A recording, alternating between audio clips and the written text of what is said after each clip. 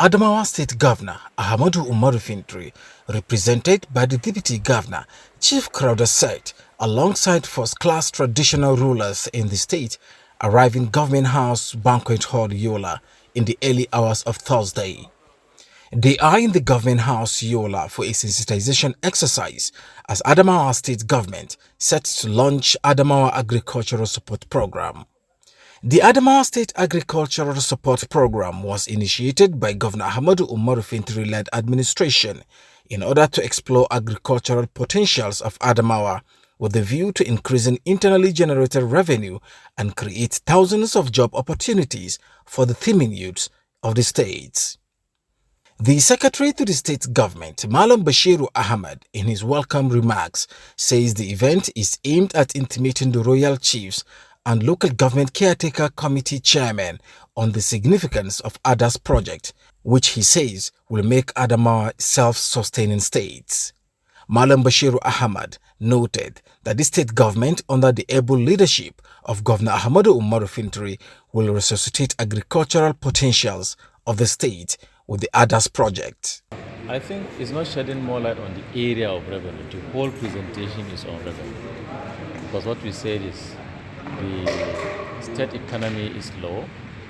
Our collections at the federal level is also meager.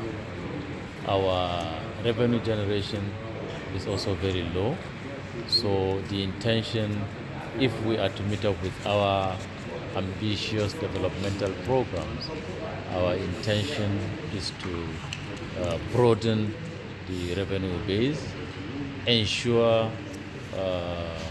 complete collection of the revenues, and channel them to the right direction into capital projects. So, by the presentation, some crops and livestock products that we are sure analysis have shown we have comparative advantage would actually be our targets.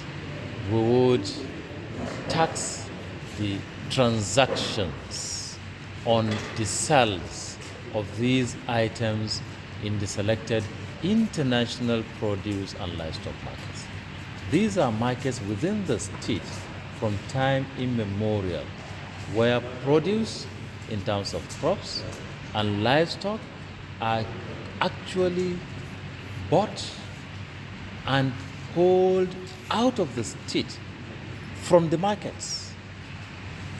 But analysis have shown that what we collect as a state, where these things originate from, is far much lower than what is being collected along the roads up to the point of sale in sometimes even outside this country.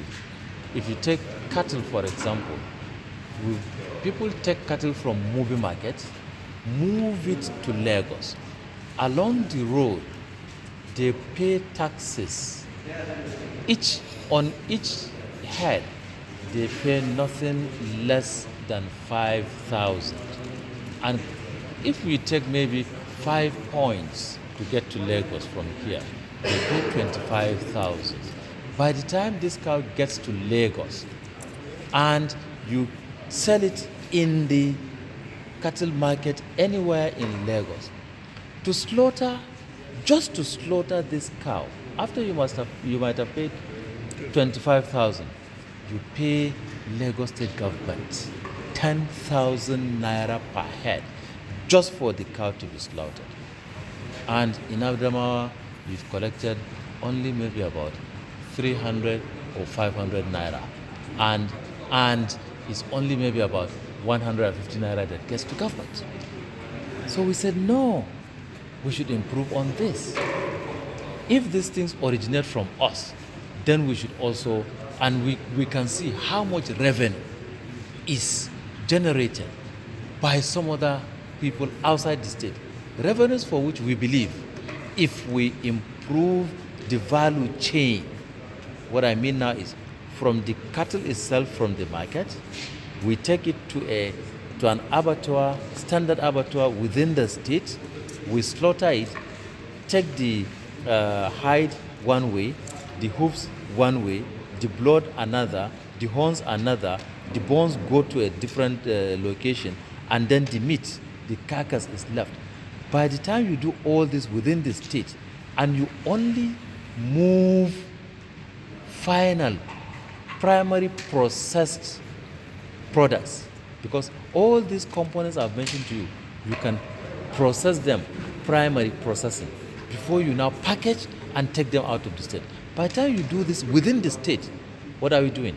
The 25,000 that is collected on the way and the 10,000 on the slaughter slab in Lagos will all remain in the state.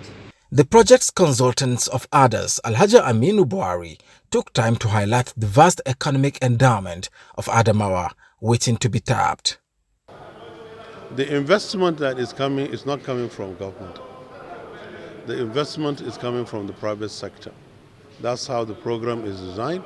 And the private sector, you can see how they are flocking into Adamawa State, knowing very well there is the enablers which attracts them. It's this enablers that attracts them. Without the enablers, they might not be willing to come here to do their activities. Also contributing, the royal fathers took turns to ask questions regarding the others project. And what can be done to prevent these leakages? And what roles we have to play as national members and all other stakeholders that are present here to ensure that these leakages do not continue.